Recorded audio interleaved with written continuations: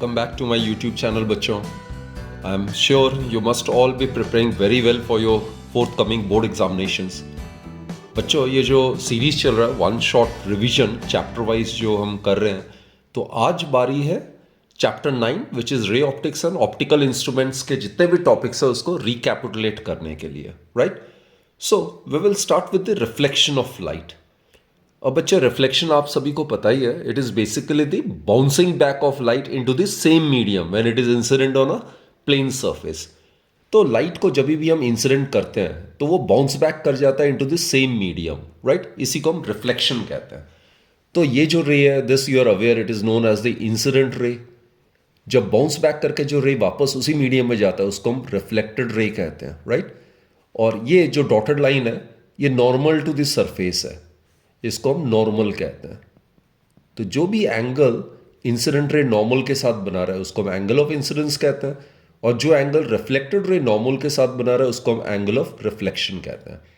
और बच्चों laws of reflection में आपको पता ही है, angle of incidence is always equal to angle of reflection.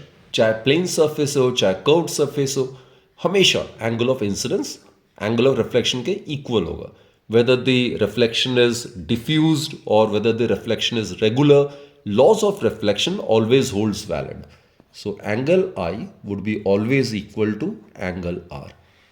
And also students, ये जो incident ray है, reflected ray और normal जो है surface पे, they all must lie on the same plane. So these are collectively known as the laws of reflection, right? और एक चीज आपने ध्यान देना है, रिफ्लेक्शन में जो इंसिडेंट रे और रिफ्लेक्टेड रे एक ही मीडियम में ट्रैवल कर रहा है, बाउंस बैक हो रहा है into the same medium, right. तो प्रॉपर्टीज जो होगी इंसिडेंट रे और रिफ्लेक्टेड रे की वो सेम रहेगी. यानी कि जो फ्रीक्वेंसी है तो हमेशा कांस्टेंट ही रहता है. वेवलेंथ और जो स्पीड है इसको अगर मैं सी से डिनोट करता हूँ, अगर एयर वैक्यूम है तो स्पीड ऑफ लाइट को हम सी से डिनोट करते हैं विच इज 3 × 10⁸ मीटर पर सेकेंड. तो ये तीनों जो टर्म्स हैं that will remain constant. What I mean to say is that चाहे इंसिडेंट रे हो चाहे रिफ्लेक्टेड रे हो, दोनों इंसिडेंट और रिफ्लेक्टेड रे दोनों की फ्रीक्वेंसी, दोनों की वेवलेंथ, दोनों की स्पीड क्या होगी, सेम ही रहेगी. तो during the phenomena of reflection of light only the light tends to bounce back into the same medium when it is incident on a plane smooth surface. So that's reflection of light. अगर spherical mirrors की बात करते हैं तो you are aware दो तरीके के spherical mirrors होते हैं. One is the concave spherical mirror and the other one is the convex spherical mirror. तो इसका जो सेंटर है, मिरर का जो centre, that is known as the pole, right. Then spherical mirror it's a part of a hollow sphere, isn't it. वो जो hollow imaginary sphere है उसका जो सेंटर है of which the spherical mirror forms a part, that is known as centre of curvature. ये रहा, this is also a part of a hollow sphere, the centre of which is known as centre of curvature. और ये जो पोल और centre of curvature को जो ये line join करता है इसको हम प्रिंसिपल एक्सिस कहते हैं. It is known as the principal axis. This is the principal axis. ये जो साइज है या डायमीटर जो है मिरर का उसको हम एपर्चर कहते हैं. और बच्चों पी और सी का एग्जैक्टली जो मिड पॉइंट होता है that is known as the principal focus. और पी और सी को इसको हम कहते हैं radius of curvature, or distance between the pole and the focus, that is known as the focal length. So P or C इसको हम radius of curvature कहते हैं. It is the radius of the hollow sphere of which the spherical mirror forms a part. And PF it is the focal length. ये हम आगे discuss करेंगे कि F जो है it is exactly the midpoint of P and C. So F जो होता है वो हमेशा half of radius of curvature होता है. अब बच्चे पॉइंट है यहाँ पे कि अगर हम पैरेलल बीम ऑफ लाइट को अगर यहाँ इंसिडेंट करते हैं कनकेव मिरर के केस में, तो रिफ्लेक्शन सफर करने के बाद all these rays tend to get converge at a particular point on the principal axis. और यही वो पॉइंट है जिसको हम फोकस कहते हैं, राइट. जबकि अगर हम पैरेलल बीम ऑफ लाइट को अगर हम कॉन्वेक्स मिरर पे अगर इंसिडेंट करते हैं तो it will bounce back into the same medium. तो it will appear as if the rays after getting reflected from the surface, they are coming from a particular point on the principal axis, and this point is what we call as the principal focus. तो बच्चों यहाँ पे क्या हो रहा है, parallel beam of light after reflection they tend to get converge at a particular point, right. तो इसलिए कनकेव मिरर को हम कन्वर्जिंग मिरर कहते हैं. जबकि कॉन्वेक्स मिरर के केस में आफ्टर रिफ्लेक्शन जो ये रिफ्लेक्टेड रेज है they appear to be coming from a particular point on the principal axis, तो इसलिए कॉन्वेक्स मिरर को हम डाइवर्जिंग मिरर कहते हैं। जो साइन कन्वेंशन की बात कर लेते हैं, तो all the distances are to be measured from the pole of the mirror. हर एक डिस्टेंस को आप पी से मेजर करो, पी एफ, पी सी, या कोई ऑब्जेक्ट अगर यहां पे आप रखते हो, suppose this the object right A B, तो इस केस में ऑब्जेक्ट डिस्टेंस क्या होगा, P B. So all the distances are to be measured from the pole of the mirror. Object अगर यहां पे मैंने लेफ्ट हैंड साइड में रखा है तो इंसिडेंट रे ऑब्वियसली ऐसे जाएगा, this the direction of the incident रे। तो बच्चों एक चीज ध्यान रखना, कोई भी डिस्टेंस अगर हम पोल से मेजर करते हैं along the direction of the incident ray, that is to be taken as positive. तो अगर हम इस डायरेक्शन डिस्टेंस को मेजर कर रहे हैं so that will be taken as positive. कोई भी डिस्टेंस पोल से अगर मेजर कर रहे हैं अगेंस्ट या opposite to the direction of the incident ray, that is to be taken as negative, right. और कोई भी डिस्टेंस अगर प्रिंसिपल एक्सिस के परपेंडिकुलर है and in the upward direction, तो उसको हम पॉजिटिव लेंगे। And distances measured perpendicular to the principal axis and in the downward direction, that is to be taken as negative. तो बच्चे ध्यान देना, कनकेव मिरर के केस में अब देखो इंसिडेंट रे ऐसे आ रहा है और पी एफ को आप उल्टी डायरेक्शन मेजर कर रहे हो, तो यहां पे कनकेव मिरर का फोकल लेंथ हमेशा नेगेटिव होगा। जबकि कॉन्वेक्स मिरर के केस में जिस डायरेक्शन में इंसिडेंट रे जा रहा है उसी डायरेक्शन में आप फोकस को मेजर कर रहे हो, पी एफ उसी डायरेक्शन में आप मेजर कर रहे हो, तो focal length of a convex mirror is always positive, right. अब यू की बारी आती है, ऑब्जेक्ट डिस्टेंस। ऑब्जेक्ट हमेशा लेफ्ट में ही हम रख रहे हैं, तो जो पी बी है that is measured against the direction of the incident रे, तो ऑब्जेक्ट डिस्टेंस को हम यू से डिनोट करते हैं and it will be always negative. Real के लिए हमेशा डिस्टेंस नेगेटिव होगा, राइट। जबकि v जो होगा ये इमेज डिस्टेंस होता है, जैसे मैंने कहा अगर रियल है तो उस केस में नेगेटिव होगा image distance, it will be formed on the same side as that of the object. और अगर वर्चुअल है इमेज, अगर वर्चुअल है, वर्चुअल का मतलब इमेजिनरी, तो अगर इमेज मिरर के पीछे बन रहा है तो उस केस में हम कहते हैं इमेजिनरी इमेज और virtual image which can't be obtained on the screen. तो अगर मिरर के पीछे बन रहा है तो उस केस में the distance of the image from the pole will be measured along the same direction as that of the incident ray, so it will be taken as positive. तो बच्चे ये साइन कन्वेंशन का जरूर ध्यान रखना। Object height इसको मैं h1 मान लेता हूं, इसको हम हमेशा इरेक्ट ही रखेंगे तो हमेशा पॉजिटिव होगा। और अगर इमेज अगर बन रहा है, अगर इरेक्ट हो रहा है इमेज, तो पॉजिटिव होगा। इरेक्ट का मतलब perpendicular to the principal axis and in the upward direction. और अगर इन्वर्टेड इमेज बन रहा है तो उसको हम मेजर करेंगे perpendicular to the principal axis and in the downward direction. So in that case the height of the image, in case it is inverted, then h2 would be taken as negative. h1 is the height of the object, h2 is the height of the image. Mirror के case में f और r के बीच में relationship निकालना है हमने, तो उसके लिए let us consider this diagram. c is the center of curvature, p is the pole। अब बच्चे this is a part of a hollow sphere, तो सेंटर से कोई भी लाइन अगर ड्रॉ करते हैं सरफेस पे that will act as a normal. तो ये मैं c से नॉर्मल ड्रॉ कर रहा हूं, तो नॉर्मल मतलब perpendicular to this surface, right. अगर रिफ्लेक्शन या रिफ्रैक्शन का भी स्टडी करना है, you need to draw the normal at point which the reflection to be studied. ये आपने रे को इंसिडेंट किया which is parallel to the principal axis, this is suppose the incident ray. Angle जो incident ray normal के साथ बना रहा है उसको हम एंगल ऑफ इंसिडेंस कहते हैं। मान लेते हैं ये थीटा है, right. So it will bounce back into the same medium, तो इसी मीडियम में बाउंस बैक कर जाएगा। सो it will be like this, इसी मीडियम में बाउंस बैक कर जाएगा। तो ये रिफ्लेक्टेड रे हो गया, और जितना एंगल रिफ्लेक्टेड रे नॉर्मल के साथ बनाएगा उसको हम एंगल ऑफ रिफ्लेक्शन कहते हैं। और ये दोनों एंगल ऑब्वियसली इक्वल होना चाहिए। और ये वाला पॉइंट की मैंने बात की थी बच्चों, ये जो पॉइंट होता है जहां पे रिफ्लेक्टेड रे कन्वर्ज करता है उसको हम फोकस कहते हैं। ये डिस्टेंस जो होता है this is focal length, P से मेजर करता है हर एक डिस्टेंस। और ये जो डिस्टेंस होता है दिस रेडियस ऑफ कर्वेचर। और एपर्चर हमने बहुत कम माना है, aperture of the mirror is obviously very small. तो यहां से अगर हम परपेंडिकुलर ड्रॉप करते हैं तो ये जो पॉइंट डी मान लेते हैं, this will lie infinitely close to the pole of the mirror, right. तो ये वाला पॉइंट एम मान लो। सिमिलरली बच्चों ये कॉन्वेक्स मिरर का केस है, यहाँ पे भी आप कर सकते हो। अगर हमने इस पॉइंट पे रिफ्लेक्शन स्टडी करना है तो सबसे पहले what we do is we will draw the normal over here. ये हमने नॉर्मल ड्रॉ कर लिया। सी से कोई भी पॉइंट स्फेरिकल मिरर के सरफेस पे अगर कनेक्ट कर दो that will behave as normal. ये इंसिडेंट रे है, ये एंगल जितना इंसिडेंट नॉर्मल के साथ बना रहा है, so this is angle of incidence, ये थीटा हो गया। अब ये बाउंस बैक करेगा और जिस मीडियम से रे आया था बाउंस बैक करके रे जो है उसी मीडियम में ट्रैवल करेगा। So it will be like this.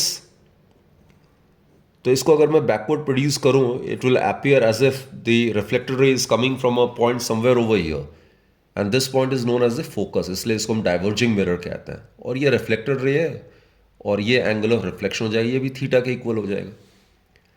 तो this as I stated P F it is the principal focal length and P C that's the radius of curvature. तो हमें एफ और आर के बीच में रिलेशनशिप ले आना है।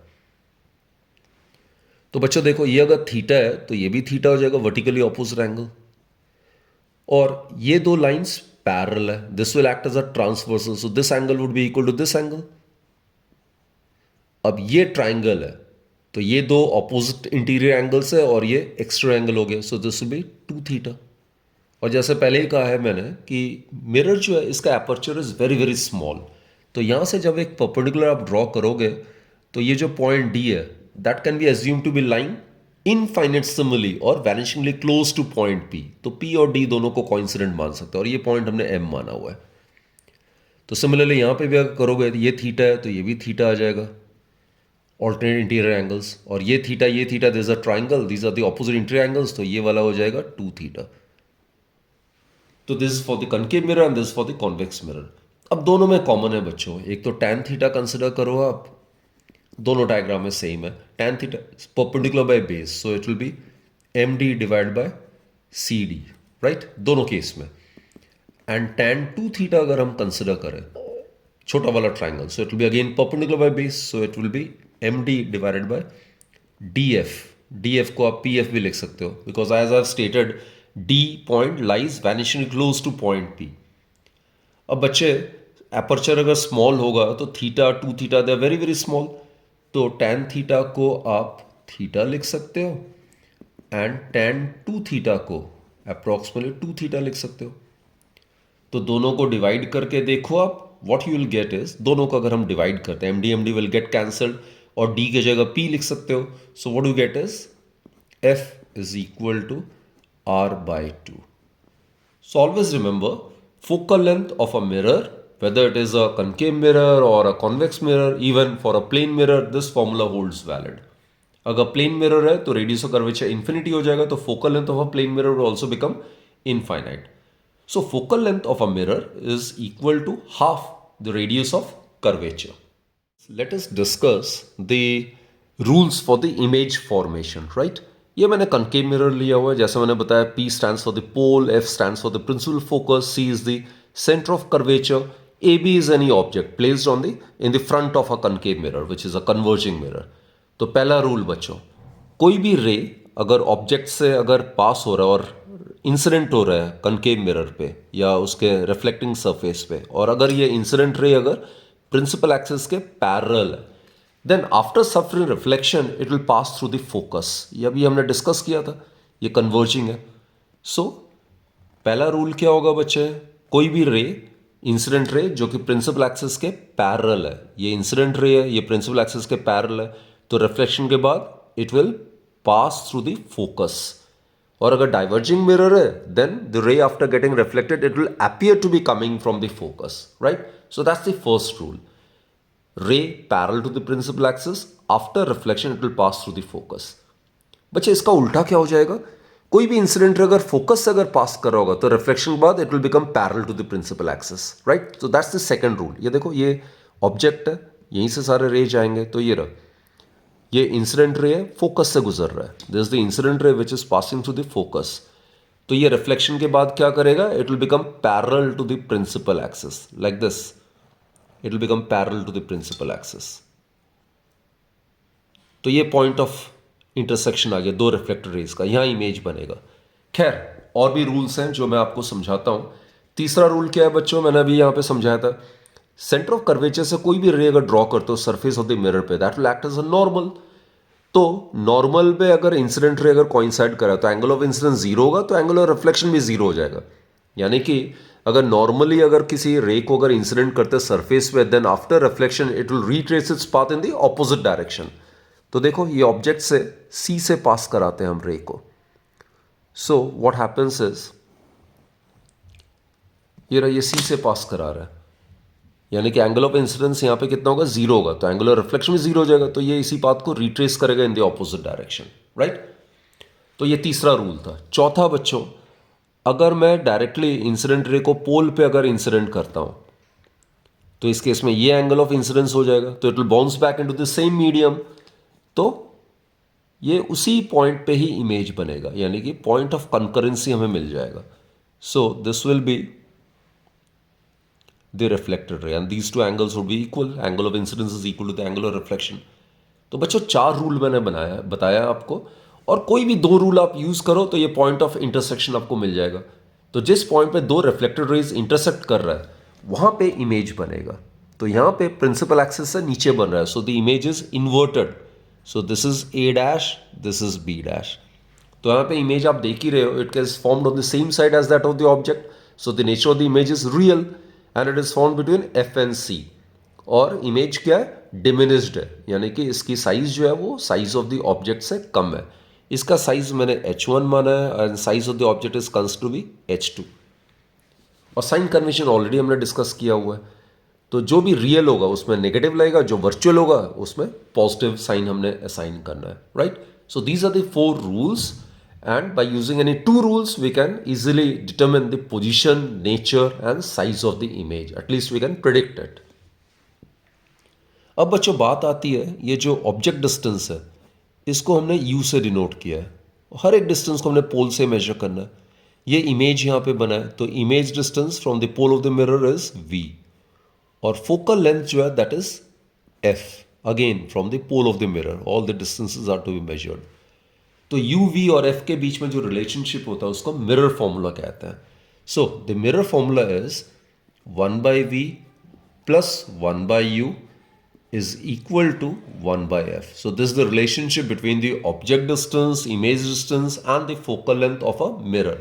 Again, this formula holds valid for spherical mirrors as well as for a plane mirror, right? And एक होता है term linear magnification. Linear magnification जो होता है बच्चों, ये होता है ratio of the size of the image to the size of the object. तो अगर हम ट्राइंगल वाले को सिमिलर करके अगर प्रूव करते हैं तो it can be easily prove that in terms of image and object distance it is found to be -v/u। So this is the expression for the linear magnification. और आप जरूर ध्यान रखना, न्यूमेरिकल्स जब हमने सॉल्व करना है तो sign convention is to be used. तो फॉर इरेक्ट इमेज, अगर इमेज अगर इरेक्ट है, for erect image m is positive, m को हमने लीनियर मैग्निफिकेशन हमने पॉजिटिव लेना है। और इमेज अगर इन्वर्टेड है तो ऑब्वियसली उस केस में for inverted image m is to be assigned as negative sign. और अगर एनलार्ज्ड है, अगर इमेज की साइज अगर ऑब्जेक्ट के साइज से बड़ी हो रही है तो m का मॉड जो होगा ग्रेटर देन 1 होगा, और अगर डिमिनिश्ड है तो m का मॉड जो होगा वो लेस देन 1 होगा। और एक बच्चों ध्यान रखना, मिरर के केस में जो फोकल लेंथ है it depends only on the radius of curvature of the mirror, right. So it is independent of the medium. तो मिरर को चाहे आप किसी भी मीडियम में प्लेस करो, एयर वैक्यूम में हो या वाटर के अंदर इमर्स करो या किसी ऑयल में इमर्स कर दो, the focal length will be independent of the nature of the medium in which the mirror is placed. It depends only on the radius of curvature of the mirror under consideration, right. Of the image की अगर बात करते हैं तो concave mirror में हर एक case में सिर्फ एक पोजीशन को छोड़ के नेचर ऑफ द इमेज होता है हमेशा रियल एंड इन्वर्टेड, राइट। सिर्फ ऑब्जेक्ट जब पोल और फोकस के बीच में कहीं प्लेस करते हैं तभी उसका इमेज का नेचर आता है वर्चुअल, इरेक्ट एंड मैग्नीफाइड। यानी कि it is only when the object is placed between P and F in front of a concave mirror, then only its image is found behind the mirror. Rest for all the other positions, the image is obtained on the same side as that of the object. That is, in rest of the position, the nature of the image obtained is always real and inverted in case of a concave mirror. Clear? जबकि बच्चों अगर हम convex mirror की बात करते हैं, जो vehicles होते हैं उसमें रियर व्यू के लिए जो मिरर हम यूज़ करते हैं दैट इज कॉन्वेक्स मिरर. उसमें आप खुद सोचो कैसे आता है, हमेशा इरेक्ट आता है, हमेशा डिमिनिश्ड इन साइज होता है, राइट? तो उसमें जो इमेज होता है हमेशा हमेशा मिरर के पीछे बनता है. So in the case of convex mirror, which is a diverging mirror, the nature of the image obtained is always virtual, erect, and diminished. The image in the case of convex mirror is always from behind the mirror. So the image obtained in the case of convex mirror can't be obtained on the screen. एक और चीज़ बच्चों, ये जो डिराइवेशंस हैं ये सारा detailed एक एक स्टेप मैंने समझाया हुआ है मेरे प्रीवियस वीडियोस में. तो if you want to have a glimpse of that कि ये एक्सप्रेशंस आया कहाँ से, तो I will suggest to refer back to those earlier videos where in detail I have explained everything, right? तो उसका लिंक भी मैं डिस्क्रिप्शन सेक्शन में ज़रूर डाल दूंगा. तो अगर आपको डिटेल स्टडी करना है तो आप उस लिंक को क्लिक करें एंड प्लेलिस्ट में जाके आपको सारे के सारे आपको इसके डिराइवेशंस वगैरह हर एक पोजीशन के लिए, nature of the ray diagram, हर एक रे डायग्राम, वो सारा आपको मिल जाएगा. ये जो सेशन है वन शॉट रिवीजन जो सेशन मैंने स्टार्ट किया, ये सिर्फ उन्हीं बच्चों के लिए या सीरियस जो स्टूडेंट्स हैं जिन्होंने ऑलरेडी थ्योरेटिकल पोर्शन सब कुछ कर लिया है और वो रिवीजन करना चाहते हैं, क्विकली रिकैप करना चाहते हैं पूरे चैप्टर के लिए, उन स्टूडेंट्स के लिए ये सेशन बहुत ज़्यादा हेल्पफुल होगा. और अगर डिटेल स्टडी करना है then you have to revert back to those all previous videos in which each and every derivation has been done, right? अब बच्चों नेक्स्ट टॉपिक आता है रिफ्रैक्शन ऑफ लाइट. अब रिफ्रैक्शन के लिए हमें मिनिमम दो अलग अलग मीडिया की ज़रूरत पड़ती है. एक रेयर मीडियम होता है, दूसरा डेंसर मीडियम होता है. जैसे एयर ग्लास में obviously air will act as rare medium, glass will act as denser medium, right? तो रिफ्रैक्शन होता क्या है? जब भी लाइट एक ही मीडियम में ट्रैवल करता है तो उसकी पाथ बिल्कुल स्ट्रेट होती है, उसको हम रेक्टिलिनियर प्रोपोगेशन ऑफ लाइट कहते हैं. लेकिन जब कभी भी light if it travels from one medium to some another medium then what happens is it bends. यानी कि लाइट की पाथ अब सीधी नहीं रहती, वो थोड़ी सी बेंड हो जाती है. और बेंडिंग के दौरान क्या होता है, जब लाइट एक मीडियम से दूसरे मीडियम में जाती है तो उसकी वेलोसिटी भी चेंज हो जाती है. तो basically this phenomena of bending of light और the phenomena of change in the velocity of light whenever light travels from one medium to another medium is known as refraction of light. तो बच्चे इसमें दो rules होता है basically, आप ध्यान रखना. इस केस में क्या है, ये कोई ग्लास है, obviously it will act as a denser medium, और यहाँ पे ये रे को मैंने इंसिडेंट किया. और मैंने जैसे पहले ही बताया जिस पॉइंट पे आपने रिफ्रैक्शन या रिफ्लेक्शन स्टडी करना है वहाँ पे आपने नॉर्मल ज़रूर बनाना है. ये डॉटेड वाला जो ये नॉर्मल है, नॉर्मल मतलब an imagine line perpendicular to the interface. This is known as an interface which separates two different media, right? तो ये इंसिडेंट रे है, this will be the angle of incidence. Angle of incidence क्या होता है? The angle which the incident ray makes with the normal. अगर बच्चे ये glass नहीं होता तो light as per rectilinear propagation of light it would have travelled along the same straight path, right? यह है इंसिडेंट रे व्हेन प्रोड्यूस्ड, अगर उसकी पाथ अनडिविएटेड रहती. लेकिन यहाँ पे लाइट कहाँ से कहाँ रहा है? एयर से ग्लास में एंटर कर रहा है, तो यहाँ पे लाइट बेंड हो जाती है. और बच्चे कभी भी लाइट अगर रेयर से डेंसर की तरफ आ रहा है तो it tends to bend towards the normal. So this ray is known as a refracted ray. और ये रिफ्रैक्टेड रे जितना एंगल नॉर्मल के साथ बना रहा है उसको हम एंगल ऑफ रिफ्रैक्शन कहते हैं. तो बच्चे ध्यान रखना, rare to denser the ray tends to bend towards the normal.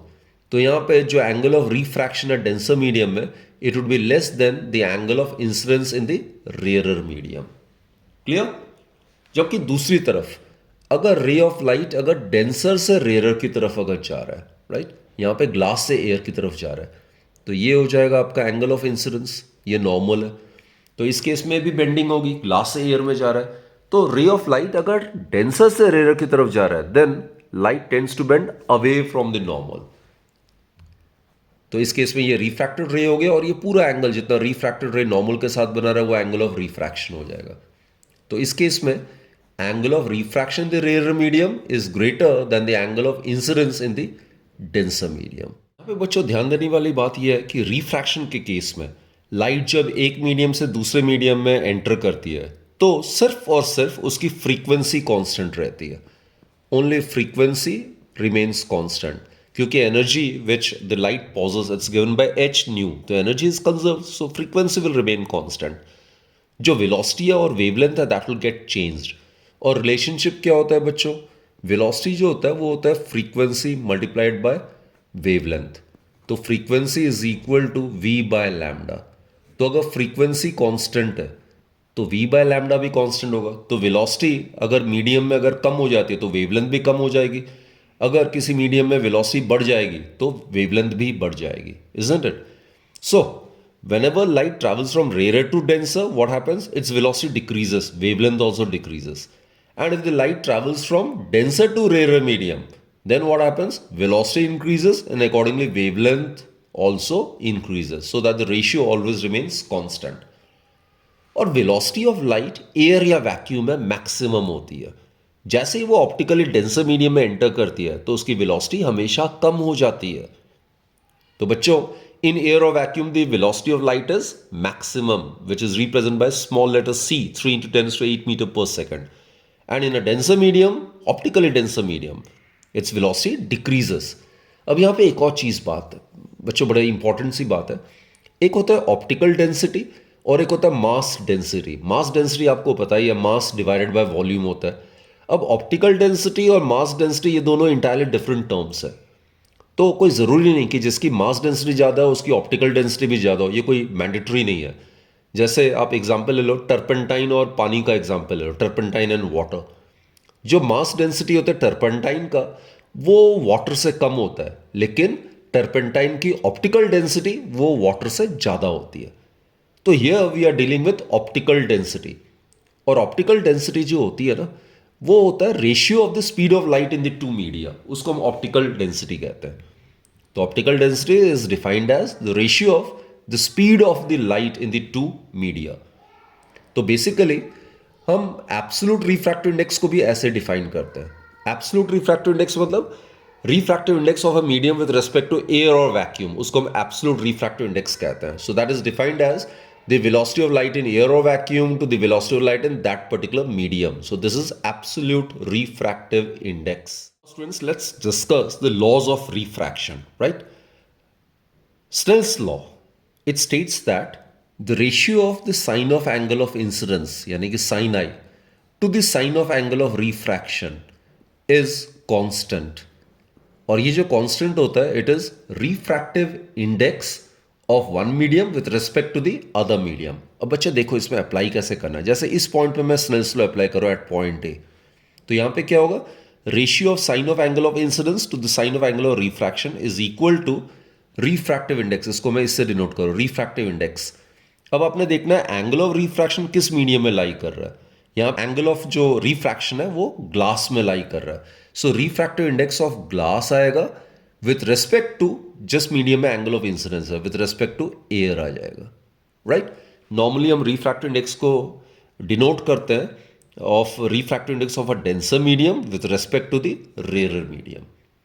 तो बच्चों ध्यान देना, Snell's law states that the ratio of the sine of angle of incidence to the sine of angle of refraction is constant, and this constant is actually the refractive index of the second medium with respect to the first medium. अब इसमें refraction through multiple media भी आता है और principle of reversibility of light के तहत भी हम ये प्रूव कर सकते हैं कि refractive index of second medium with respect to first medium it is actually given by reciprocal of refractive index of the first medium with respect to the second medium, right? This is also a very very important relationship. तो बच्चों denser medium का refractive index with respect to rare medium is always greater than 1. तो refractive index of rare medium with respect to denser medium would be always less than 1, right? एक और important सा point आता है absolute refractive index और relative refractive index में। Suppose refractive index of glass with respect to water, इसमें कहीं पे एयर या वैक्यूम नहीं है, तो इसको हम रिलेटिव रिफ्रैक्टिव इंडेक्स कहेंगे। तो इसका क्या फॉर्मूला होता है? Refractive index of glass with respect to water is absolute refractive index of glass divided by absolute refractive index of water. अब एब्सोल्यूट का मतलब क्या होता है? Refractive index of a medium with respect to air और vacuum. तो absolute refractive index of water would be refractive index of water with respect to air और vacuum. जो लैटरल शिफ्ट की बात कर लेते हैं, ये एक parallel sided rectangular glass slab है जिसकी थिकनेस हमने टी माना है और इसका रिफ्रैक्टिव इंडेक्स म्यू मान लेते हैं। This is the absolute refractive index, right? ये नॉर्मल है। अब इसमें अगर रे को मैं अगर नॉर्मली इंसिडेंट करता हूं तो वो अनडिविएटेड रहेगा, वो स्ट्रेट ही रहेगा, तो उसमें रिफ्रैक्शन सफर नहीं करेगा। अब अगर मैं रे ऑफ लाइट को अगर मैं ओब्लिक डायरेक्शन में इंसिडेंट करता हूं और इसको मैं एक्सटेंड कर दूं, this is the incident ray when produced. अगर स्लैब नहीं है तो the light will travel along the straight path as per the rectilinear propagation of light. लेकिन बच्चों, ये एंगल ऑफ इंसिडेंस है, this is the incident ray, and here at this point, point A पे ray कहां से कहां travel कर रहा है? Rare to denser. ये एयर है और ये ग्लास है। तो जब कभी भी ray of light rare to denser होगा तो it will bend towards the normal, so it will be like this, ये ऐसे बेंड हो जाएगा टूवर्ड्स द नॉर्मल। तो ये रिफ्रैक्टेड रे हो गया, ये एंगल ऑफ रिफ्रैक्शन हो जाएगा, राइट। अब इस पॉइंट पे अगेन ये इंटरफेस है, ये अलग अलग मीडिया, ये ग्लास है, ये एयर है।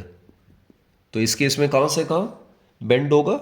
डेंसर टू रेयरर जा रहा है, तो it will bend away from the normal, right. तो ये वाले दो लाइंस पैरेलल है, this will act as a transversal, so this angle would be also equal to r. So now ray of light at this point, point B, is traveling from denser to rarer, so it will bend away from the normal.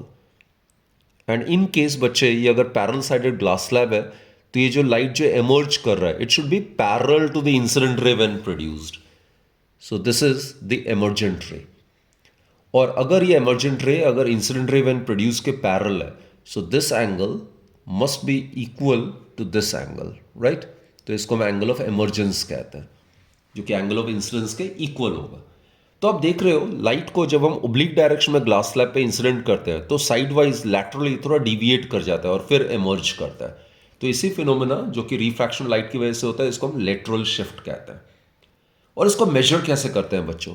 जो ये emergent ray और incident ray when produced है, इनके बीच में जो perpendicular distance है, यहां से अगर मैं परपेंडिकुलर ड्रॉप करूंगा तो ये जो परपेंडिकुलर डिस्टेंस है इसको हम लेटरल शिफ्ट कहते हैं। This gives the measure of the lateral shift, right.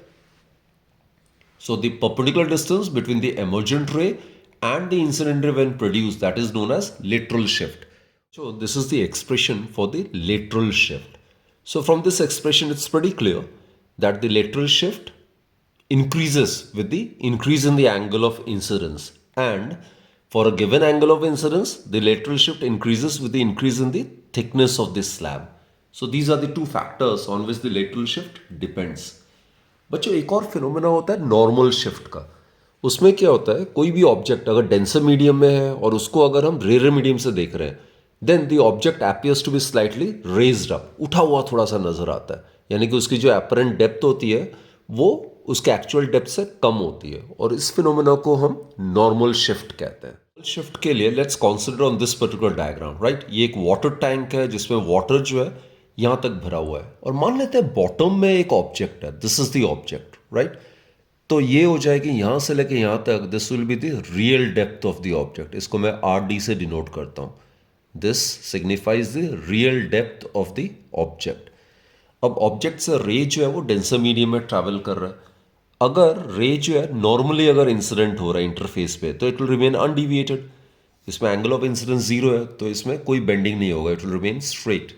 और इसी ऑब्जेक्ट से रे अगर ओब्लिक डायरेक्शन में इंटरफेस पे अगर इंसिडेंट हो रहा है लाइक दिस, तो बच्चे इस पॉइंट पे यहाँ पे नॉर्मल ड्रॉ करो और यहाँ पे लाइट जो होगा वो बेंड होगा।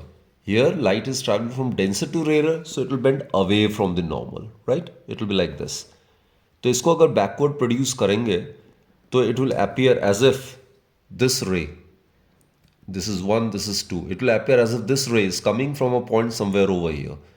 तो ये ऑब्जेक्ट जो है उसका इमेज यहां बनेगा, और these are the two rays which will enter the observer's eye, so it will appear as if the object is over here, its image is formed over here. तो यहां से लेकर यहां तक जो है इसको हम कहते हैं apparent depth, it is known as apparent depth.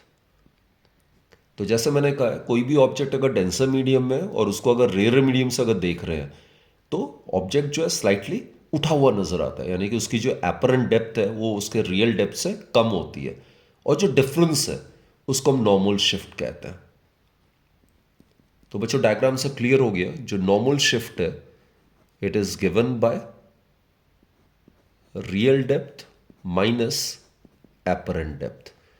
तो इसको हम ऐसे भी लिख सकते हैं, real depth 1 minus 1 divided by real depth divided by apparent depth. और इसमें आराम से हम एंगल ऑफ रिफ्रैक्शन और angle of incidence and then Snell's law वगैरह अप्लाई करके we can easily prove that the absolute refractive index of water in this case it is given by real depth divided by apparent depth. तो ये value जब हम यहाँ पे substitute करेंगे तो नॉर्मल शिफ्ट का एक्सप्रेशन जो आता है बच्चों वो होता है real depth 1 minus 1 by mu. Mu जो है this is the absolute refractive index of the denser medium. ये जो phenomena this is very very important from board examination point of view. It is total internal reflection. तो इसके लिए suppose this is water, इसकी refractive index हम mu मान लेते हैं, एब्सोल्यूट रिफ्रैक्टिव इंडेक्स। ये वाटर है, ये एयर है, और ये ऑब्जेक्ट जो है वो डेंसर मीडियम है। अब इस ऑब्जेक्ट से अलग अलग डायरेक्शन में इंसिडेंट रे होगी, अलग अलग एंगल ऑफ इंसिडेंस पे। तो क्या हम नोटिस करेंगे वो हम डिस्कस कर लेते हैं। तो पहला, कोई भी रे जो डेंसर मीडियम में ट्रैवल कर रहा है अगर नॉर्मली इंसिडेंट होता है तो जैसा आपको पता है इट विल रिमेन अनडिविएटेड, इसमें रिफ्रैक्शन नहीं होगा। अब जैसे जैसे एंगल ऑफ इंसिडेंस बढ़ता रहता है, पहले वाले केस में एंगल ऑफ इंसिडेंस 0 डिग्री है, अब एंगल ऑफ इंसिडेंस बढ़ रहा है धीरे धीरे I1। तो ray is traveling from denser to rarer, so it will bend away from the normal, right? यहाँ पे बेंड करेगा away from the normal, तो ये एंगल ऑफ रिफ्रैक्शन R1 मान लेते हैं। अब इसी ऑब्जेक्ट से अगर हम A3 पॉइंट पे एंगल को इंसिडेंट करते हैं, इंसिडेंट रे को A3 पॉइंट पे अगर इंसिडेंट करते हैं, तो देखो बच्चे एंगल ऑफ इंसिडेंस बढ़ गया यहाँ पे। This is suppose I2 is greater then I1, तो एंगल ऑफ इंसिडेंस बढ़ गया तो एंगल ऑफ रिफ्रैक्शन बढ़ जाएगा, राइट? ज़्यादा बेंडिंग होगी तो it will be like this. So this is R2। तो जैसे जैसे एंगल ऑफ इंसिडेंस बढ़ेगा वैसे वैसे एंगल ऑफ रिफ्रैक्शन भी बढ़ेगा, तभी sine I divide by sine R का रेशियो जो होगा वो कांस्टेंट रह सकता है एज पर स्नेल्स लॉ। तो बच्चों ऐसा करते करते एक पर्टिकुलर एंगल ऑफ इंसिडेंस होगा डेंसर मीडियम में जब रिफ्रैक्टेड रे जो होगा वो ग्रेज करेगा along the interface, along the surface of the interface. तो इस केस में रिफ्रैक्टेड रे जो है ये सरफेस ऑफ द इंटरफेस है, इसी के अलोंग ग्रेज कर रहा है। यानी कि ये जो एंगल ऑफ इंसिडेंस है डेंसर मीडियम में, इसके कारण जो एंगल ऑफ रिफ्रैक्शन है रेयर मीडियम में इट बिकम्स 90 डिग्री। तो बच्चों ये जो एंगल ऑफ इंसिडेंस है जिसमें एंगल ऑफ रिफ्रैक्शन 90 डिग्री हो जाता है it is known as the critical angle. तो क्रिटिकल एंगल जो होता है it depends upon the nature of the pair of the media under consideration, right? अब अगर 0.5 पे अगर लाइट को अगर मैं इंसिडेंट कर रहा हूं, ये डेंसर मीडियम में ट्रैवल करते करते पॉइंट A5 पे अगर इंसिडेंट हो रहा है, तो यहां पे ये वाला जो एंगल है, एंगल ऑफ इंसिडेंस, ये greater than the critical angle है। तो इस केस में कोई भी रे ऑफ लाइट रिफ्रैक्ट नहीं होगा, सारा का सारा लाइट जो होगा उसी मीडियम में रिफ्लेक्ट होगा without there being any change in its intensity. और कहीं पे भी अगर रिफ्लेक्शन हो रहा है तो लॉज ऑफ रिफ्लेक्शन वैलिड होगा, this angle of incidence would be equal to angle of reflection. तो ये जो फिनोमेना है जिसमें क्रिटिकल एंगल से ज़्यादा एंगल ऑफ इंसिडेंस पे अगर हम डेंसर मीडियम में अगर किसी लाइट को इंसिडेंट करते हैं तो कोई रिफ्रैक्शन नहीं होता, बल्कि लाइट जो है उसी मीडियम में रिफ्लेक्ट बैक कर जाती है without there being any change और decrease in its intensity. So this phenomena is known as total internal reflection, right? तो क्रिटिकल एंगल से एबव अगर एंगल ऑफ इंसिडेंस होगा तो ही intensity of the reflected beam में कोई वेरिएशन नहीं आई, कोई चेंज या कोई डिक्रीज नहीं होगा। अब यहां पे बच्चों जब angle of incidence critical angle से कम है तभी भी थोड़ा बहुत लाइट रिफ्लेक्ट होता है, इसको हम पार्शियल रिफ्लेक्शन कहते हैं। ये पार्शियली रिफ्लेक्टेड रे है तो इसकी इंटेंसिटी कम होती है as compare to that of the incident. यहां पे कुछ ट्रांसमिशन भी होता है, राइट? लेकिन जब angle of incidence denser medium में critical angle for the given pair of media से ज़्यादा होती है तो यहां पे कोई लाइट ट्रांसमिट नहीं होता, कोई रिफ्रैक्ट नहीं होता, तो सारा का सारा light without there being any change in its intensity reflect back कर जाती है उसी मीडियम में। तो ये मोस्ट इंपॉर्टेंट प्रॉपर्टी है, यहां रिफ्लेक्शन हो रहा है but without any decrease in the intensity of the reflected light. So that's the important point. तो बच्चे TIR होने के लिए, टोटल इंटरनल रिफ्लेक्शन फिनोमेना को एग्जिबिट करने के लिए दो कंडीशंस हैं।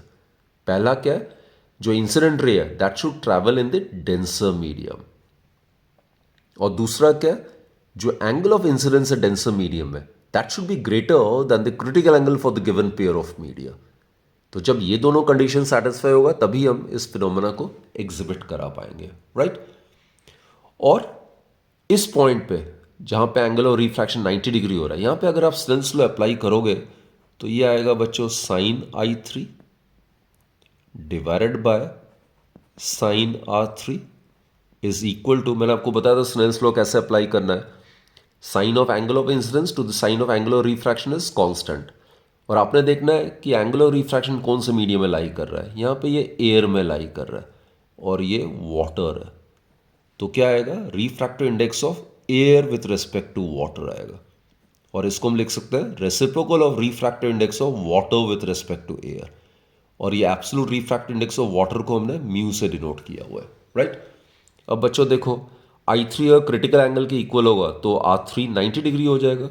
सो what we get is sine C is the critical angle, divided by sine 90 degree is equal to 1 by mu, which further implies that the sine of the critical angle is equal to the reciprocal of the absolute refractive index of the medium. बच्चों कुछ applications total internal reflection का discuss कर लेते हैं।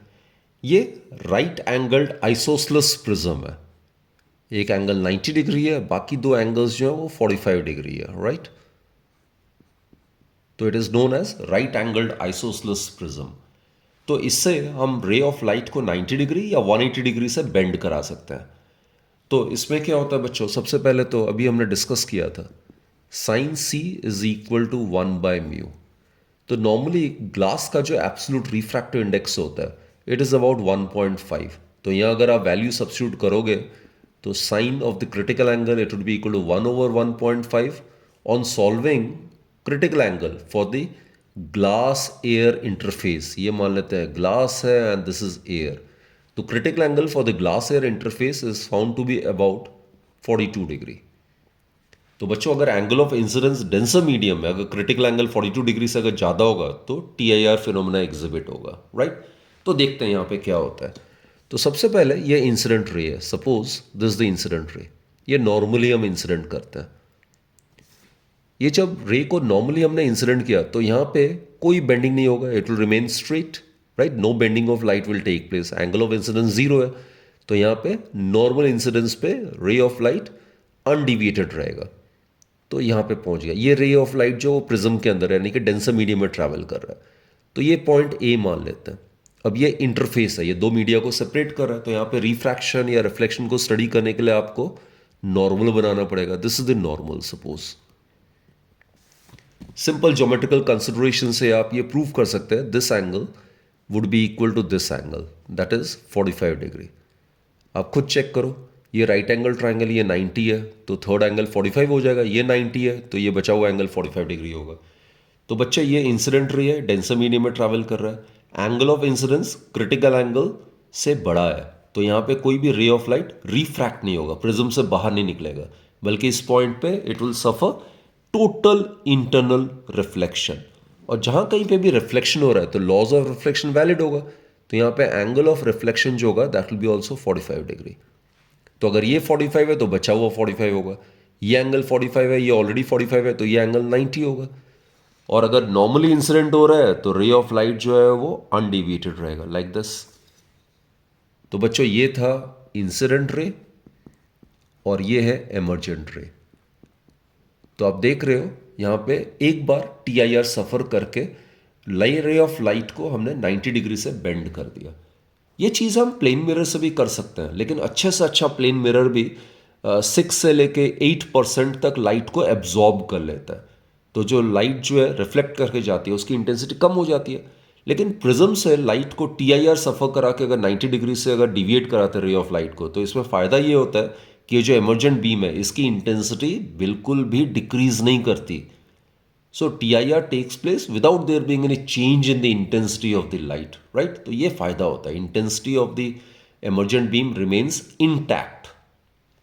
Similarly बच्चों हम इसी prism को यूज करके यानी कि राइट एंगल्ड आइसोसलेस प्रिज्म को यूज करके हम 180 डिग्री से भी लाइट को बेंड करा सकते हैं। इस केस में लाइट दो बार टोटल इंटरनल रिफ्लेक्शन सफ़र करेगा। कैसे, ज़रा चेक कर लेते हैं। तो इस केस में रे ऑफ लाइट को मैंने ऐसे इंसिडेंट किया, लाइक दिस। नॉर्मल इंसिडेंस पे as I have stated it will remain undeviated, या हमने नॉर्मल ड्रॉ कर दिया। अभी डिस्कस किया था हमने, this angle would B 45 degree.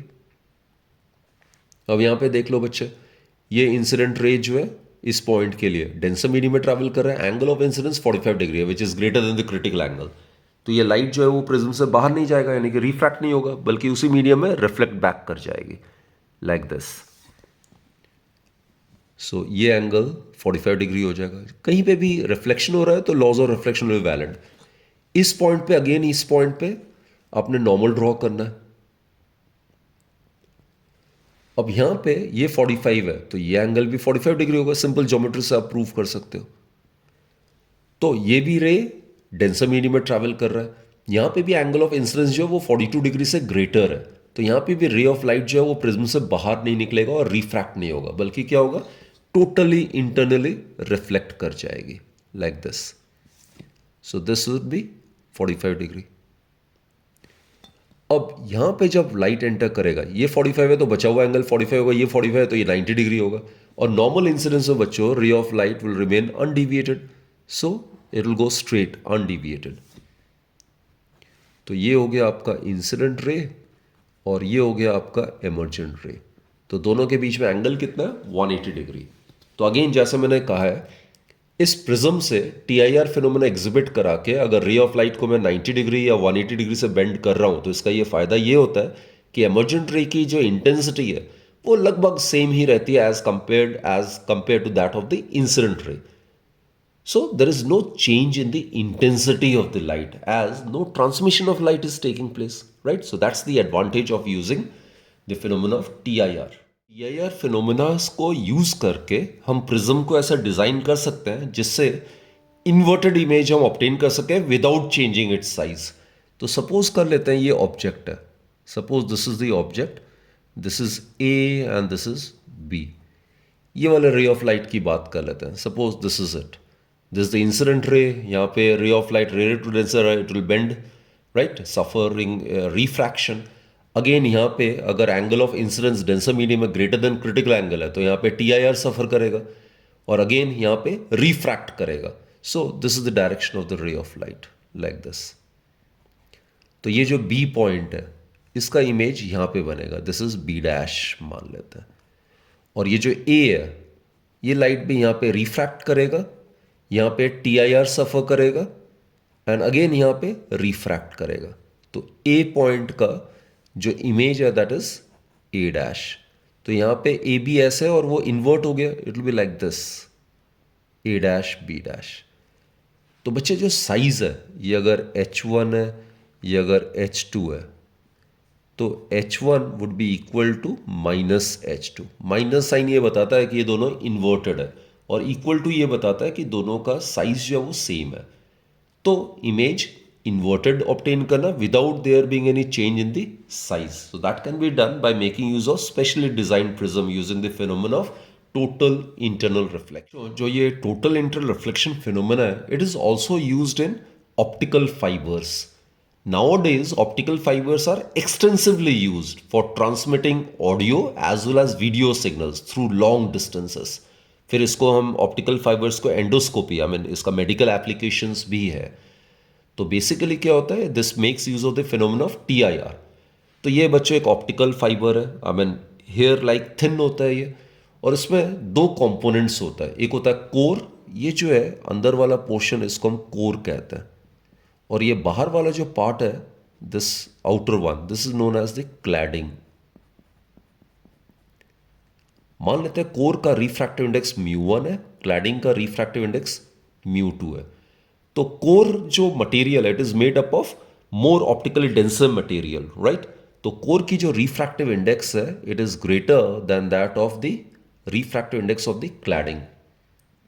So basically, when signal in the form of light is directed at one end of the fiber at a suitable angle, then what happens is it undergoes multiple or repeated total internal reflections along the length of the fiber. तो आप देख रहे हो length of the fibre के along ये पहला TIR सफ़र कर रहा है, ये दूसरी बार, ये तीसरी बार, ये चौथी बार, तो ये मल्टीपल या रिपीटेड TIR फिनोमेना एक्सपीरियंस करता है, क्योंकि इसमें एंगल ऑफ इंसिडेंस या रे ऑफ लाइट को इस एंगल पे एंटर कराते हैं ताकि एंगल ऑफ इंसिडेंस जो वो critical angle for the given pair of media से ज़्यादा हो, राइट।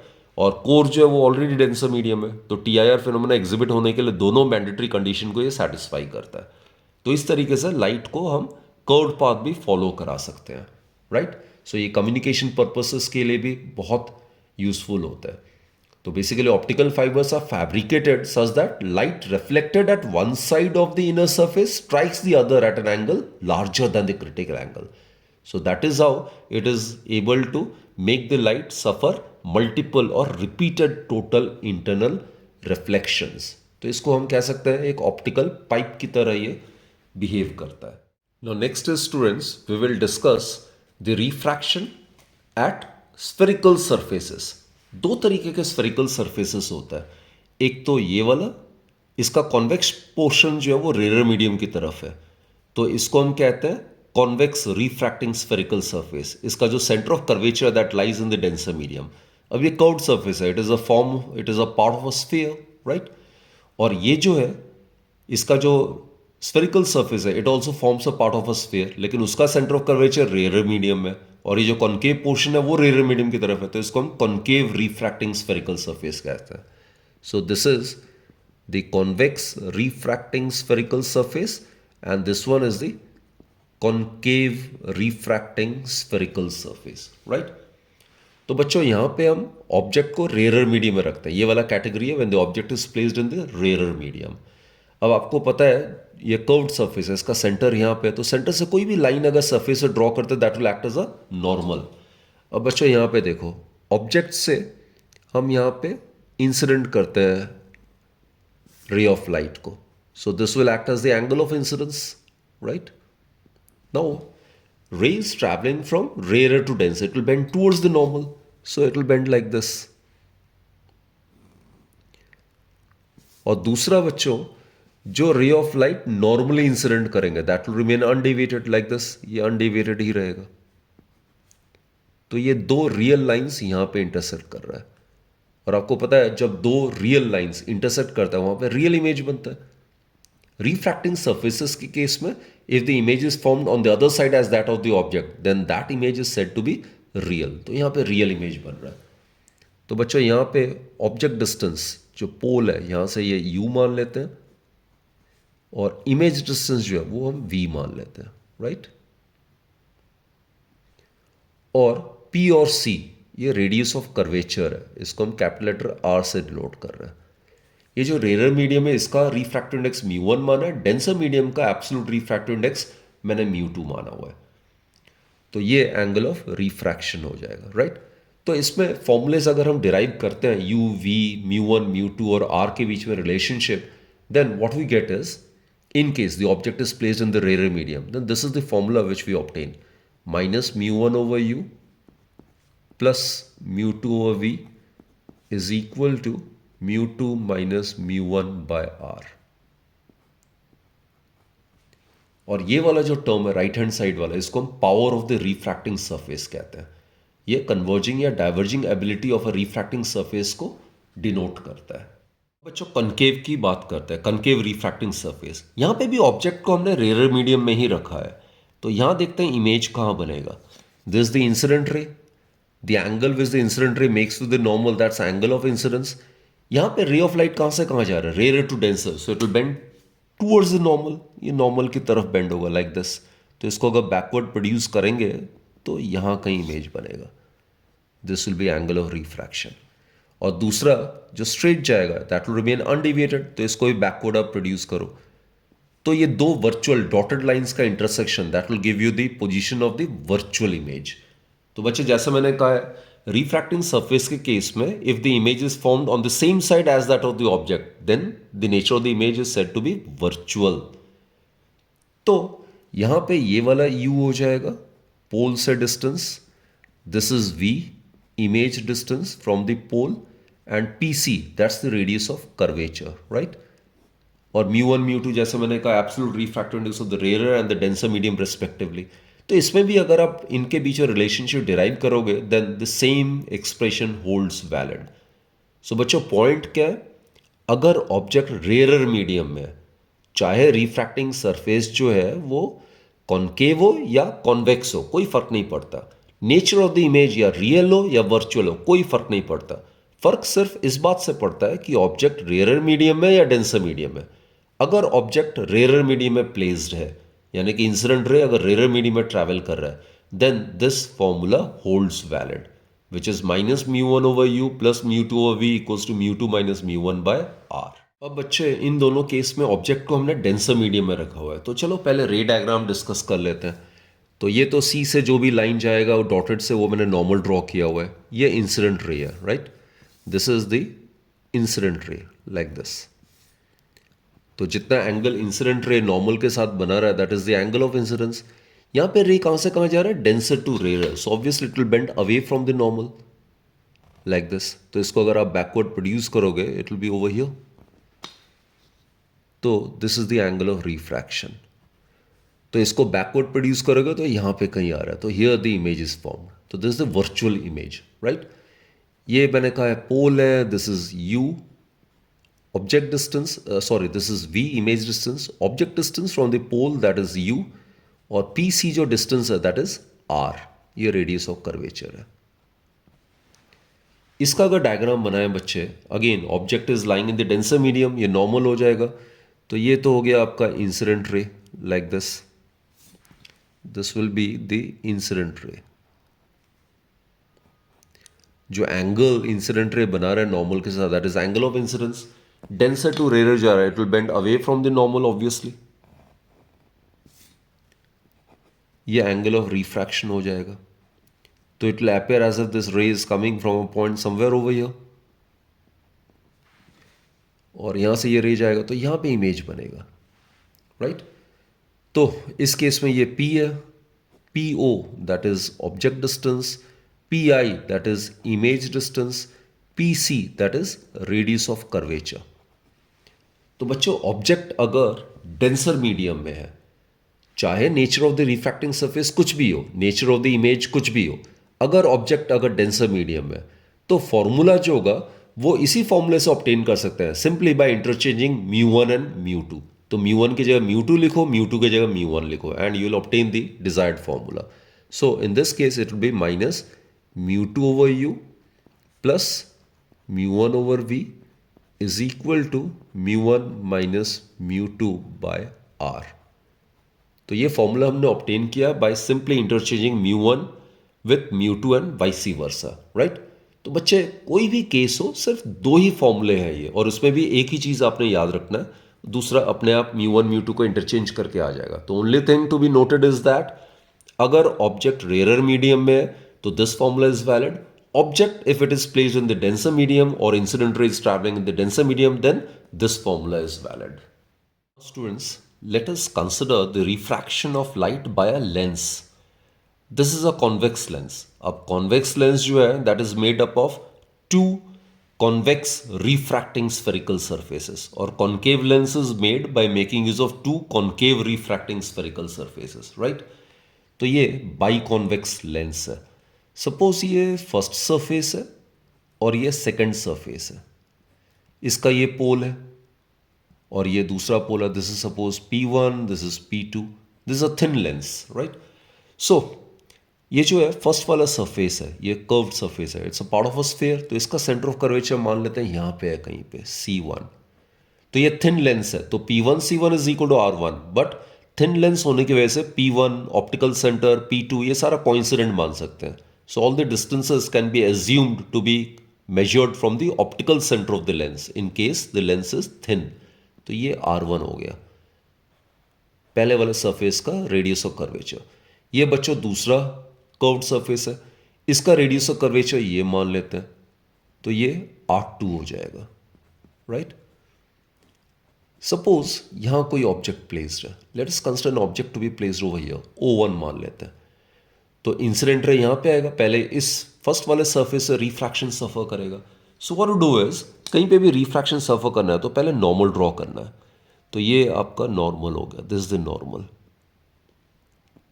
तो नाउ व्हाट हैपेंस इज, जब इस ऑब्जेक्ट से रे को हम इंसिडेंट करेंगे on the first refracting surface, ये इंसिडेंट रे है, this will be the angle of incidence I1, right.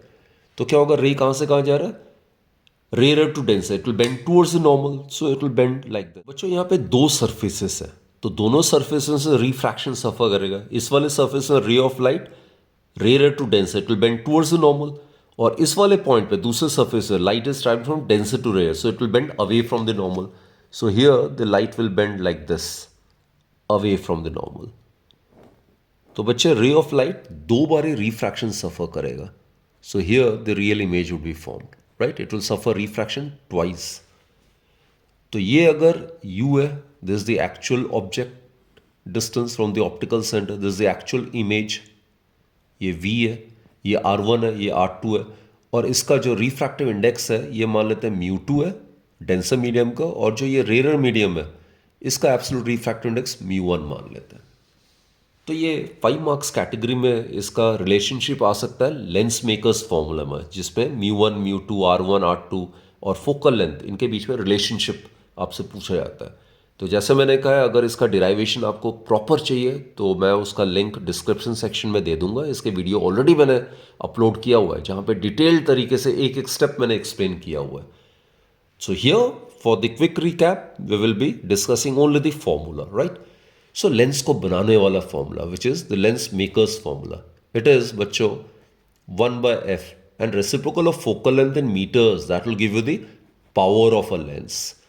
ये converging या diverging ability of a lens को हम power कहते हैं। इसका ऐसा यूनिट diopter होता है। Mathematically it is defined as reciprocal of focal length in meters. तो ये क्या आता है, mu minus 1 and 1 by r1 minus 1 by r2. So this is the lens maker's formula. यहाँ पे बच्चों जो mu है, it is the relative refractive index of the second medium with respect to the first medium, right? और r1 r2 मैंने बता दिया, these are the radii of curvatures of the two surfaces under consideration. So this formula is known as lens maker's formula. अब बच्चों thin lens के लिए what we do is, ये जो दो रिफ्रैक्टिंग सरफेसेस पे जो रिफ्रैक्शन हो रहा है उसको हम जस्ट एक ही बारी बेंडिंग ऑफ लाइट को शो कर सकते हैं लाइक दिस। तो यहाँ पे मैंने ये एक रेफरेंस लाइन मैंने ड्रॉ कर दी ऑप्टिकल सेंटर से पास करते हुए। तो लेंस थिन होने की वजह से मैं जस्ट इसी पॉइंट पे रिफ्रैक्शन को शो कर रहा हूँ, instead of showing refraction at two different points, right. तो रूल यहाँ पे इमेज फॉर्मेशन का वही है बच्चों, कोई भी रे अगर पैरेलल है प्रिंसिपल एक्सिस के तो after refraction it will tend to pass through the focus.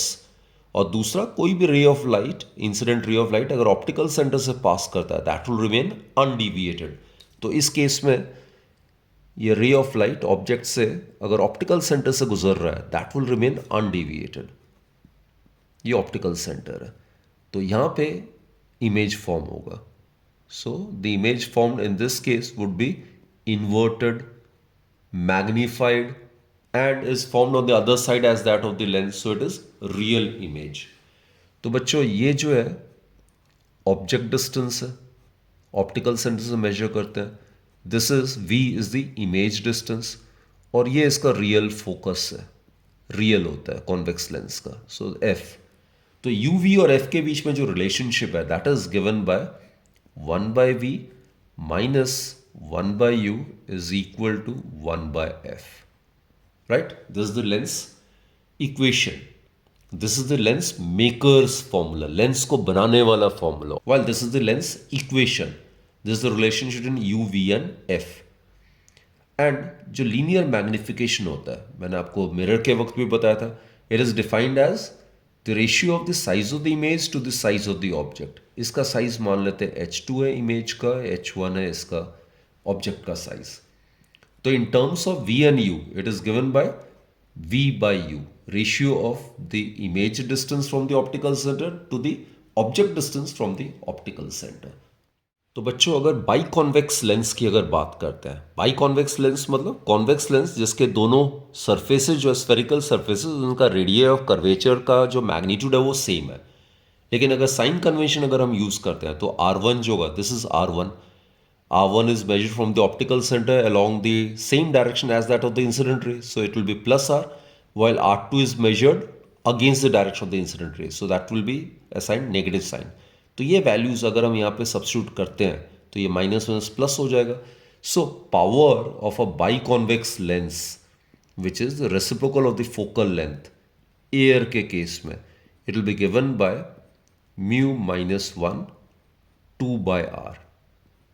तो अगर बाई कॉन्वेक्स लेंस अगर एयर में प्लेस्ड है, रेयरर मीडियम में अगर प्लेस्ड है, तो उसकी पावर या फोकल लेंथ हमेशा पॉजिटिव होगा, क्योंकि म्यू जो होगा वो absolute refractive index of denser medium with respect to the rarer medium है. तो it will be greater than 1. So accordingly power and focal length of a convex lens is positive provided it is placed in an optically rarer medium, right? Similarly बच्चों, for biconcave lens, biconcave lens में the diagram is somewhat like this. Lens का आपको पता ही है concave lens किस तरीके से होता है. It is made up of two concave refracting spherical surfaces. तो ये पहला सरफेस हो गया, ये दूसरा हो गया, ये इसका ऑप्टिकल सेंटर हो गया, राइट? तो इस केस में R1 को आप ऐसे मेजर करो, this is R1, so it is measured against the direction of the incident रे, जबकि इसका रेडियस का कर्वेचर इसी तरफ होगा जिस डायरेक्शन में इंसिडेंट रे जा रहा होगा, राइट?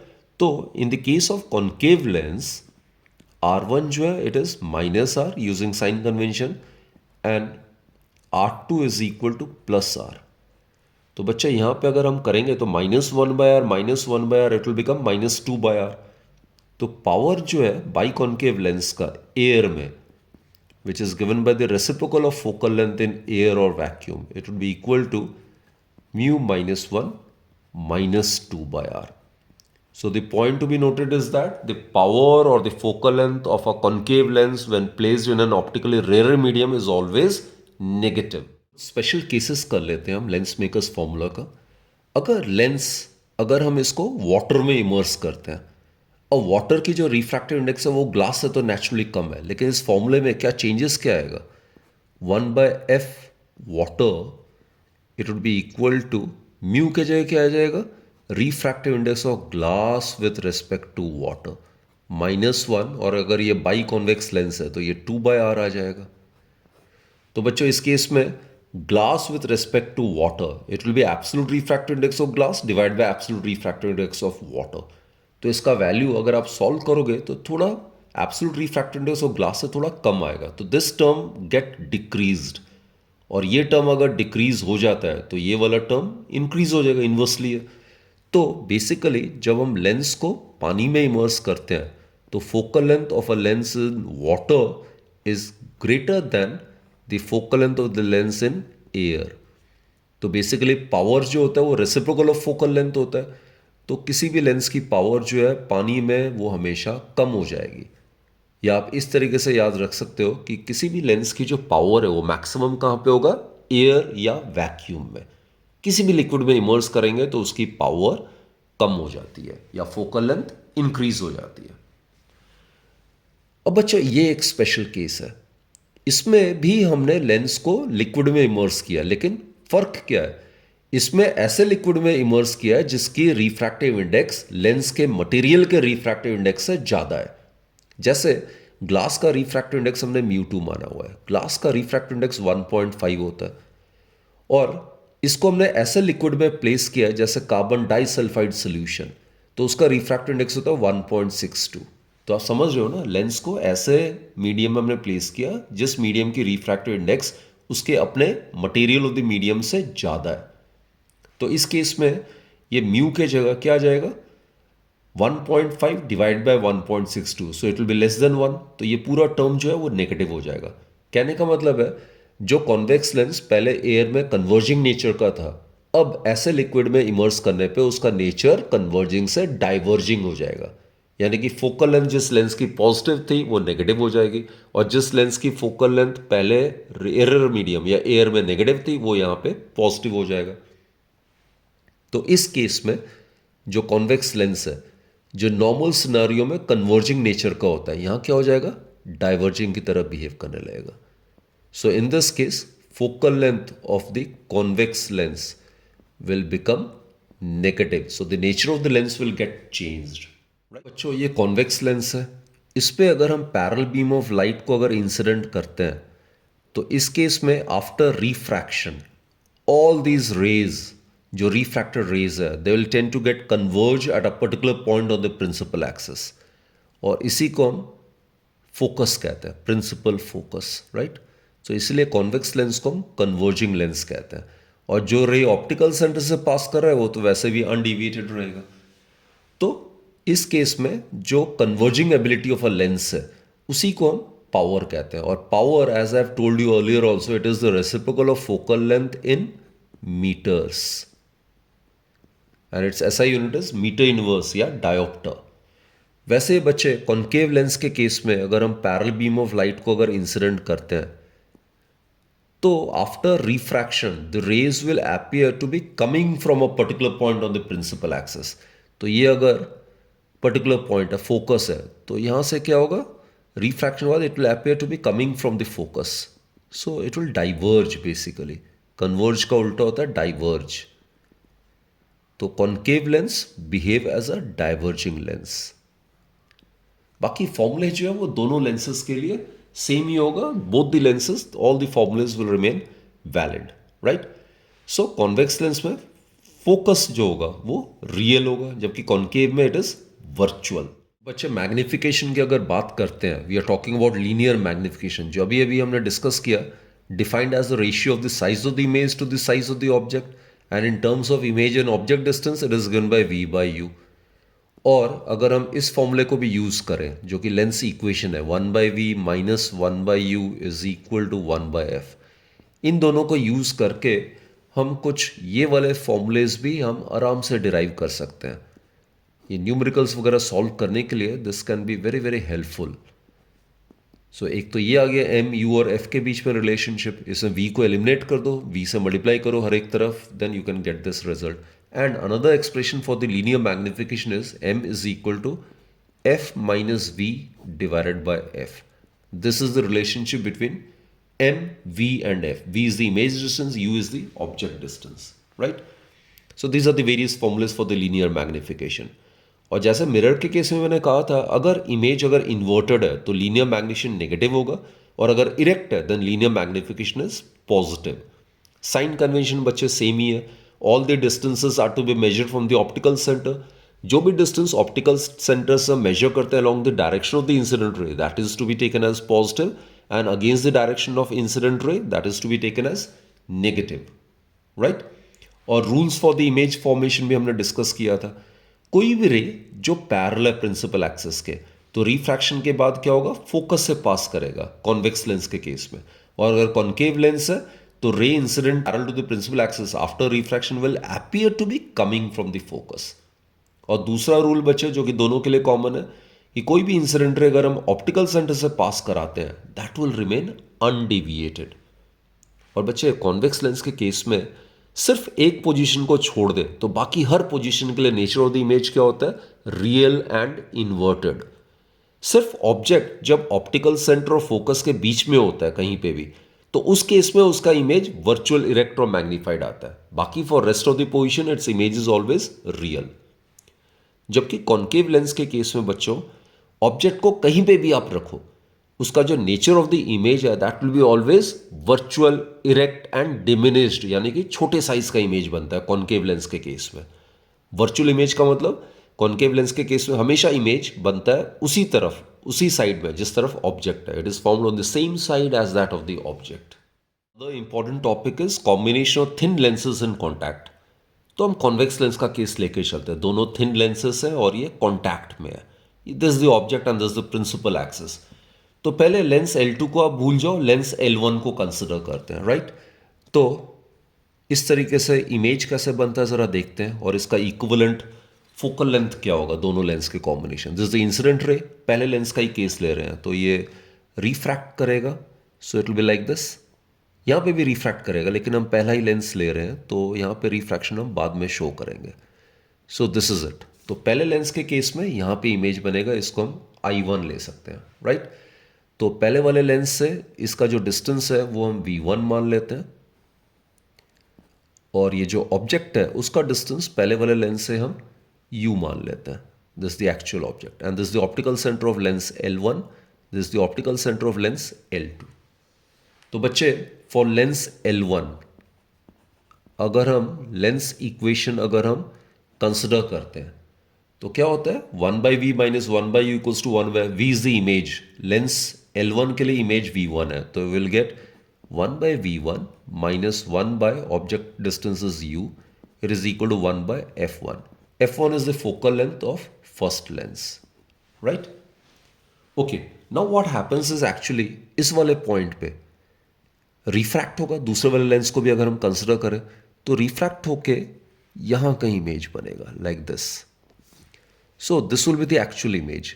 ये इंसिडेंट रे है, ये पहले लेंस से रिफ्रैक्ट हुआ, फिर ये दूसरे लेंस से भी रिफ्रैक्ट हुआ, और दूसरा जो ऑप्टिकल सेंटर से पास करेगा दैट रे विल रिमेन अनडिविएटेड। तो यहां पे रियल इमेज और एक्चुअल इमेज बनना चाहिए, राइट। तो इस केस में ये जो डिस्टेंस एक्चुअल इमेज का वो हम v मान लेते हैं। और बच्चे ये लेंस थिन है तो ये O1 O2 ये सारा कोइंसिडेंट मान सकते हैं। So for Lenz L2 again making use of the same formula, 1/v, यहां पे जो इमेज है that is v only, this is the real image, minus 1 object कौन सा है, दूसरे वाले लेंस के लिए ये ऑब्जेक्ट का काम करेगा। So this is V1, so it is 1/v minus 1/v1 is equal to 1 इसकी फोकल लेंथ f2 मान लेते हैं, 1/f2। तो बच्चों इन दोनों इक्वेशंस को अगर आप ऐड करोगे, adding these two equations what we get is, ये देखो 1/v1 minus 1/v1 cancel out हो जाएगा। So adding these two we get 1/v minus 1/u is equal to 1/f1 plus 1/f2, right. यही मिल रहा है आप लोगों को। और बच्चों इन दोनों को एज अ सिंगल लेंस हम कंसिडर कर सकते हैं, these two may be consider to be a single lens, और इसकी फोकल लेंथ हम f मान लेते हैं, equivalent focal length of the combination of these two thin lenses which are in contact. इसके लिए ये ऑब्जेक्ट है और ये वाला इमेज है। तो 1/v माइनस 1/u किसके इक्वल हो जाएगा, reciprocal of the resultant equivalent focal length. So it will be equal to 1/f1 plus 1/f2। So बच्चों this is the formula for the equivalent focal length of the two thin lenses which are in contact with each other, right। तो n lenses के लिए आगे आप इसको extend कर सकते हो, जनरलाइज कर सकते हो। सो अकॉर्डिंगली जो इक्विवेलेंट पावर होगा of the combination that will be given bye P1 plus P2। और एक चीज बच्चों, अगर इस पहले वाले लेंस का इंडिविजुअल लीनियर मैग्निफिकेशन M1 है, दूसरे वाले का अगर लीनियर मैग्निफिकेशन M2 है, तो रिजल्टेंट जो लीनियर मैग्निफिकेशन होगा that will be given bye the product of the linear magnifications of the two individual lenses. Students, we will discuss refraction of light through a prism. Prism क्या होता है, एक transparent refracting medium होता है which is bonded by two refracting faces meeting each other along a straight line which is known as the edge. तो इसको हम angular prism या रिफ्रैक्टिंग एंगल कह सकते हैं, राइट। एंड इसके ऑपोजिट वाला जो होगा this will be known as the base of the prism. तो बच्चे यहाँ पे अगर रिफ्रैक्शन हमने स्टडी करना है तो यहाँ पे आपने नॉर्मल ड्रॉ करना है। नॉर्मल कोई भी इमेजिनरी लाइन होता है जो कि सरफेस के परपेंडिकुलर होता है। अब हमने रे ऑफ लाइट को इंसिडेंट किया, suppose this is the incident रे, और अगर इंसिडेंट रे को अगर हम प्रोड्यूस करते हैं तो वो डॉटेड लाइन से मैं इंडिकेट कर रहा हूँ। अगर ये प्रिज्म नहीं होता तो light would have travelled along the same straight path. So this the incident ray when produced, और ये इंसिडेंट रे है। ये हो गया आपका एंगल ऑफ इंसिडेंस, राइट। अब यहां पे बच्चों रे कहां से कहां जा रहा है, डेंसर टू रेयर, और इसका रिफ्रैक्टिव इंडेक्स म्यू मान लेते हैं। सो it will bend towards the normal like this, it will bend towards the normal. ये हो गया एंगल ऑफ रिफ्रैक्शन इस वाले पॉइंट पे, पॉइंट ए पे, ये R1 मान लेते हैं। अब बच्चे इस पॉइंट पे अगेन रे ऑफ लाइट कहाँ से कहाँ जा रहा है, denser to rare, so it should bend away from the normal. तो रिफ्रैक्शन को शो करने के लिए हमने नॉर्मल बनाना जरूरी है। So this is the normal. तो ये जो एंगल हो जाएगा दिस इज R2। और यहां पे जैसे मैंने कहा रे ऑफ लाइट जा रहा है denser to rare, it will bend away from the normal. This is the angle of emergence, right? So this is the incident ray, this is the refracted ray, and this is the emergent ray. तो बच्चे light को अगर हम prism पे incident करते हैं तो क्या होता है, दो बारी ये रिफ्रैक्शन सफर करता है before emerging out of the prism from the other face of the prism, right? अब कितने से डिविएट कर रहा है, अगर ये प्रिज्म नहीं होता then light would have travelled along the same straight path obeying the rectilinear propagation of light, right? लेकिन लाइट ये वाला पाथ ना फॉलो करके लाइट ये वाला पाथ फॉलो करती है after emerging from the prism. तो अगर इस एमर्जेंट रे को अगर बैकवर्ड अगर प्रोड्यूस करते हैं लाइक दिस, तो ये जो एंगल है इतने एंगल से लाइट जो है वो डिविएट कर रही है, तो इसको बच्चों एंगल ऑफ डिविएशन कहते हैं। इसको हम डेल से डिनोट करते हैं। सो एंगल ऑफ डिविएशन क्या हो जाएगा, it is the angle which the emergent ray makes with the incident ray when it is produced, right?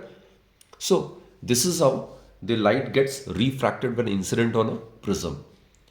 और बच्चों ध्यान रखना ए डेल आई ई इनमें रिलेशनशिप क्या होता है, the sum of the angle of prism and the angle of deviation is always equal to the sum of the angle of incidence and the angle of emergence. So this is the relationship between these four. For any angle of incidence, this formula holds valid, right? There is another formula बच्चों, refractive index of the prism को find out करने के लिए minimum deviation angle हम find out करते हैं। और minimum deviation angle जो होता है वो एंगल होता है where the prism is placed symmetrically with respect to the incident ray and the emergent ray.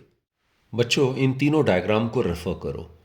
इसमें हमने पता लगाना है कि प्रिज्म किस डायग्राम में मिनिमम पोजीशन डेविएशन को रिप्रेजेंट करता है। तो सेकंड वाले डायग्राम पे ज़रा कॉन्सेंट्रेट करो।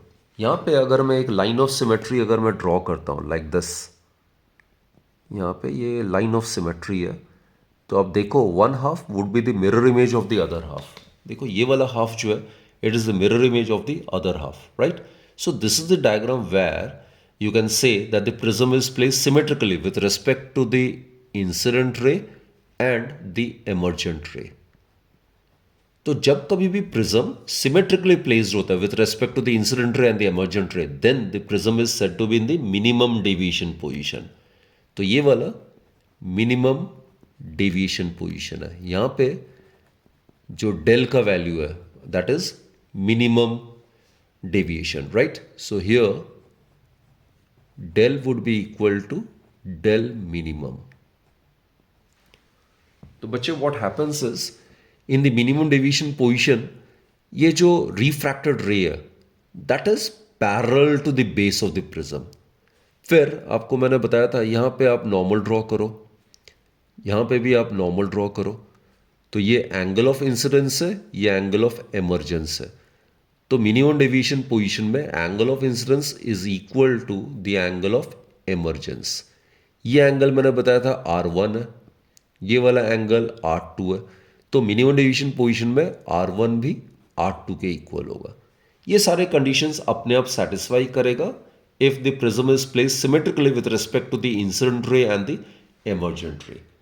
तो बच्चे इस पोजीशन में हम कहते हैं प्रिज्म मिनिमम डेविएशन पोजीशन में। एंड मिनिमम डेविएशन पोजीशन में जो रिफ्रैक्टिव इंडेक्स होता है मटेरियल ऑफ द प्रिज्म का, सो दैट इज गिवन बाय, ये अपने प्रैक्टिकल्स में भी किया होगा पिंस वगैरह लेके या लेजर बीम से।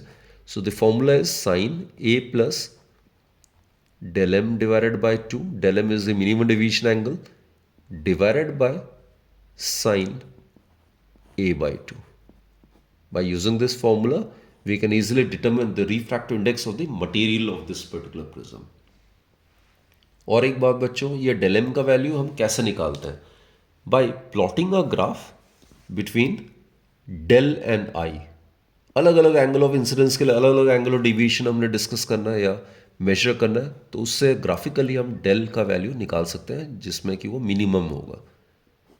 तो शुरू में जैसे आपने एक्सपेरिमेंट किया ही होगा, उसमें हमने पाया था कि जैसे जैसे एंगल ऑफ इंसिडेंस को बढ़ाते हैं तो वैसे वैसे एंगल ऑफ डेविएशन कम होता है। For a particular angle of incidence the angle of deviation attains minimum value. जैसे ये एक पर्टिकुलर एंगल ऑफ इंसिडेंस का वैल्यू है जिसमें एंगल ऑफ डेविएशन जो मिनिमम वैल्यू एक्वायर करता है, और इसके फर्दर भी अगर एंगल ऑफ इंसिडेंस को बढ़ाते हैं then the angle of deviation starts increasing. तो इस तरीके से डेल और आई का वेरिएशन इस ग्राफ से हमने प्लॉट किया हुआ है, राइट। तो initially the value of del decreases with the increase of I, attains a minimum value, and thereafter with the further increase in the value of I the angle of deviation starts increasing. इसमें बच्चों एक चीज ध्यान देने वाली बात है, there can be an angle of deviation, a particular angle of deviation for two different angles of incidences. देखो I1 और I2 दो अलग अलग एंगल ऑफ इंसिडेंसेस है।